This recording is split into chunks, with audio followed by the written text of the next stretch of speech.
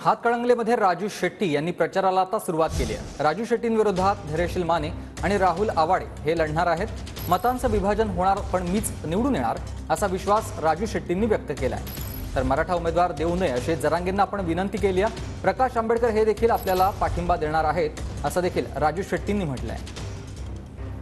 आपल्यावर राजू शेट्टी साहेब आहेत, काय सांगाल साहेब? लढत आता फिक्स झालेली आहे।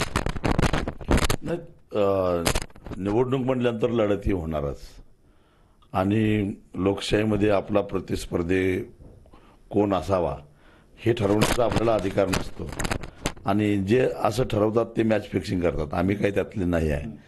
त्यामुळं उमेदवार कोणी का असेना, परंतु आपण लढायचं आणि जिंकायचं हा निर्धार करून मागच्या 2019च्या निवडणुकीमध्ये पराभव झाल्याच्या दुसऱ्या दिवसापासून मी तयारी केलेली आहे। जरांगे पाटलाशी तुमचं काही बोलणं झालं की हातकणंगले लोकसभा मतदारसंघामध्ये उमेदवार देऊ नये म्हणून?